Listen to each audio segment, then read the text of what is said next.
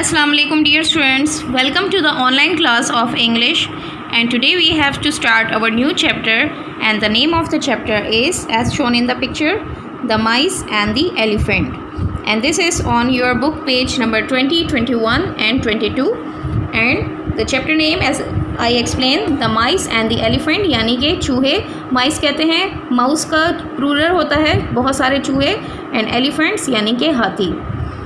So let's start. Words to know. Agree. Agree means to think the same as someone. To say yes. यानी कि किसी बात पर रजामंद होना या राज़ी होना.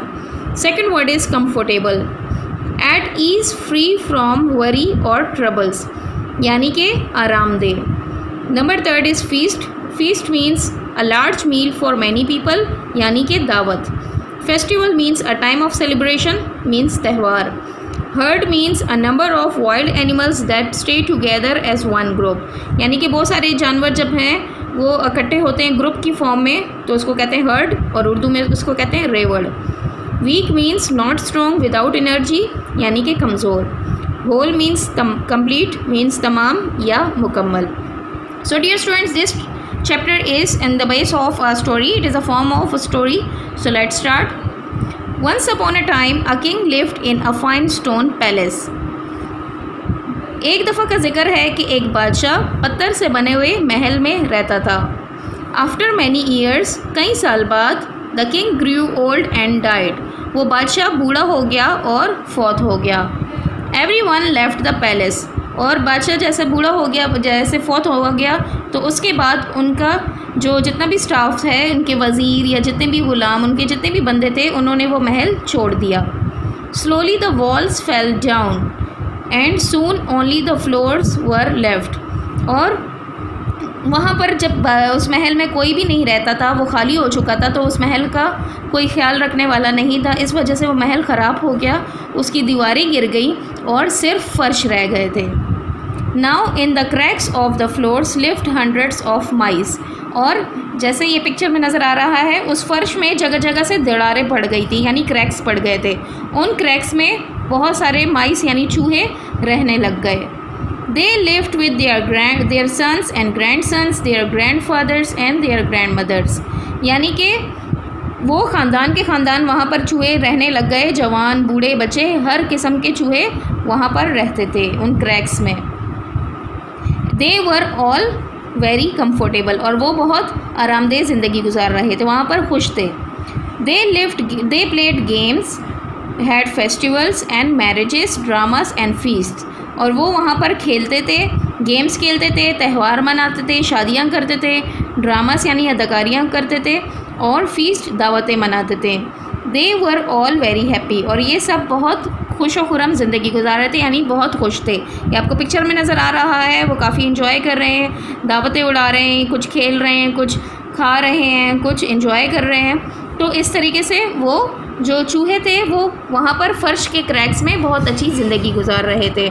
अब हम बढ़ते हैं पेज नंबर 21 की तरफ कि आगे क्या होता है. Near the palace was a large lake. और उस महल के करीब एक बड़ी सी झील थी. झील कहते हैं डियर स्टूडेंट्स, ये जो इर्द गिर्द जो है ग्रीनरी होती है, स्टोन्स होते हैं, और दरमियान में पानी जो खड़ा होता है उसको कहते हैं लेक. यानी वो तालाब अलग होता है, झील जो होती है ये बहुत खूबसूरत होती है, इसकी इर्द गिर्द जो है ग्रीनरी होती है और दरमियान में पानी होता है, तो इसको कहते हैं लेक या झील. One day in the hot weather, एक दिन गर्म मौसम में, the elephant king came there with his herd to drink water. यानी हाथी का जो बादशाह था, जो बड़ा हाथी था, वो अपने रेवड़ यानी ग्रुप के साथ आया वहाँ पर पानी पीने के लिए उस झील के पास. The whole herd walked all over the floors of the palace. और वो जो थे झील के पास जाते हुए उन्होंने जो रास्ता चुना वो उस महल के फ़र्श से गुज़रते हुए उस झील के पास गए. और जैसे कि उस फ़र्श में बहुत सारे चूहे रहते थे, तो जब वहाँ से हाथी उस महल में से गुज़र के झील के पास गए, तो उस वजह से they killed many of the माइस. तो बहुत सारे चूहे जो थे वो मर गए थे, क्योंकि जो एलिफेंट्स थे वो इन फर्श में से गुजर कर उस झील के पास जा रहे थे. The mice were very sad. और इस वजह से चूहे जो थे बहुत उदास हो गए थे. They held a meeting. इन्होंने एक मीटिंग रखवाई. These elephants will kill us all. और दे क्राइड. और वो रो रहे थे कि ये हाथी हम सबको मार डालेंगे, मतलब कि अगर वो यहाँ से पानी पीने के लिए इस रास्ते से गुजरते रहे तो हम सब मर जाएंगे। What shall we do? हमें क्या करना चाहिए? Some of the mice went to the elephant. इनमें से कुछ चूहे जो थे वो उन हाथियों के पास गए। They said, इन्होंने कहा, Oh friends, we live under the palace floors. उन्होंने बहुत दोस्ताना अंदाज से कहा कि दोस्तों हम फर्श, ये महल के जो फ़र्श हैं उनके नीचे रहते हैं। If you walk over the floors on the way to the lake, अगर आप लोगों ने झील के पास जाना है और आप इस फ़र्श में से गुज़रते हैं तो you will kill us all, यानी कि अगर आप इन फ़र्श के ऊपर से गुजरेंगे तो हम सब मर जाएंगे, आप सब हमें मार डालेंगे। Please go along another path, तो आप लोग कोई और रास्ता इख्तियार करें। पाथ कहते हैं रास्ते को। One day we may help you, और अगर आप हमारी बात मानेंगे तो एक दिन हम भी आपकी मदद करेंगे।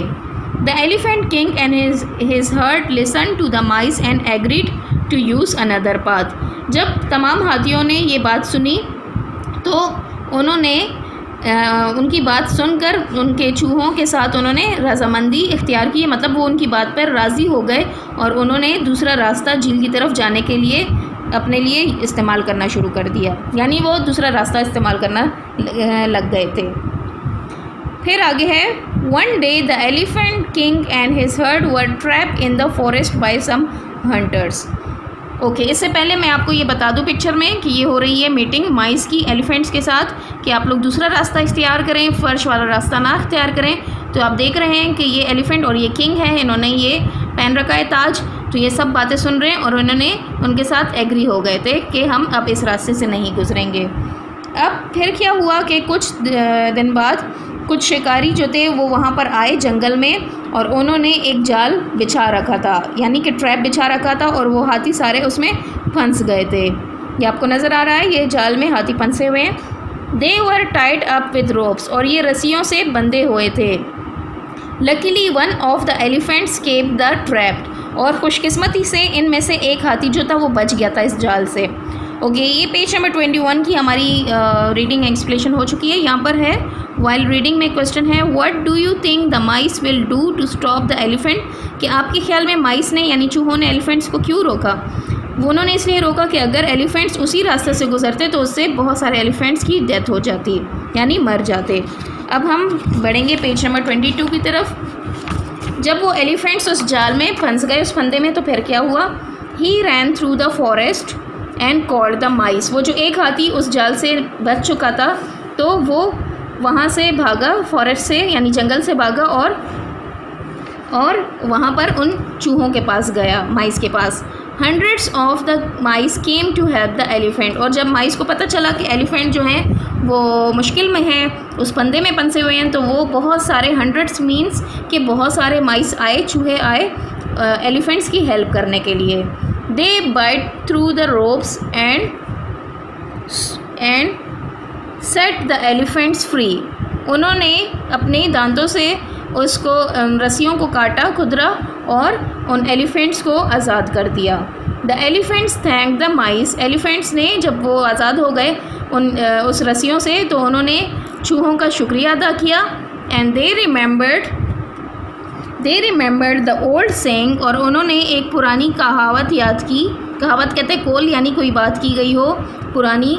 Make friends always make friends how ever strong और वीक, यानी कि दोस्त बनाए, हमेशा दोस्त बनाए, चाहे कि वो मजबूत हो या कमज़ोर हो, यानी ताकतवर हो या कमज़ोर हो। सो डियर स्टूडेंट्स, इस लेसन से हमें एक लेसन मिलता है कि हमने फ्रेंड्स बनाने हैं, हमने एक दूसरे की पहले तो बात माननी है। जब हम बात मानेंगे एक दूसरे की तो हम फ्रेंड्स बन जाएंगे, और हमें फ्रेंड्स बनाने चाहिए चाहे वो कमज़ोर हो या ताकतवर हो। जैसे कि आपने देखा कि एलिफेंट्स तो बहुत ताकतवर क्रिएशन है अल्लाह की, बहुत बड़े साइज़ में होते हैं, और उसके मुकाबले में माइस बहुत छोटे होते हैं, लेकिन जब ये इनको मुश्किल आई तो माइस ने इनकी हेल्प की। तो डियर स्टूडेंट्स, हमें फ्रेंड्स बनाने चाहिए चाहे वो जैसे भी हों, कमज़ोर हों या ताकतवर हो। So dear students, this was our chapter reading explanation. So now stay blessed, take care, Allah Hafiz.